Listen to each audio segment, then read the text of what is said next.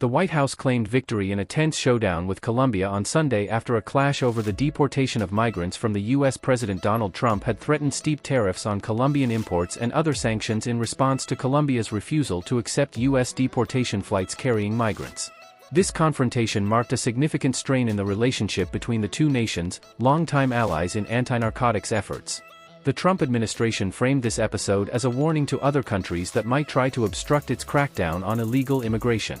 The conflict began when Colombian President Gustavo Petro rejected 2 U.S. military aircraft carrying deported migrants, citing concerns about how these individuals were treated during their deportation. Petro argued that migrants should be treated with dignity and announced that Colombia would not accept the flights until a protocol was established. In retaliation, Trump imposed visa restrictions on Colombian officials, ordered a 25% tariff on all Colombian imports, set to increase to 50%, and threatened further sanctions. In a statement on his social media platform, Trump argued that Petro's actions jeopardized U.S. national security by blocking deportation flights. The Colombian government, in turn, responded with its own retaliatory measures, increasing tariffs on U.S. goods by 25%.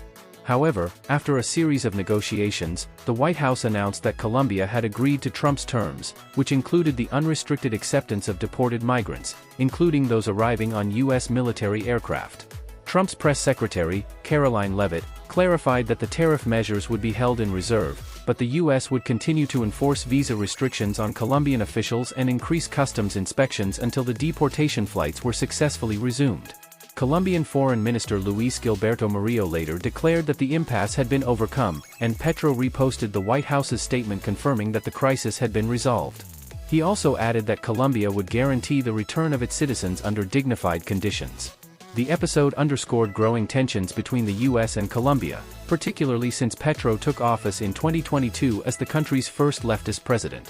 While Colombia had accepted hundreds of deportation flights from the U.S. in recent years, Petro's administration has sought to distance itself from U.S. influence.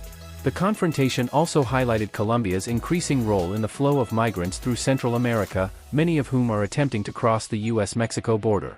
This diplomatic conflict was part of a broader series of measures by the Trump administration aimed at curbing illegal immigration, which included deploying active-duty military personnel to assist with border security and deportations. The U.S. has continued its use of military aircraft for deportations to various countries, including Guatemala and Honduras.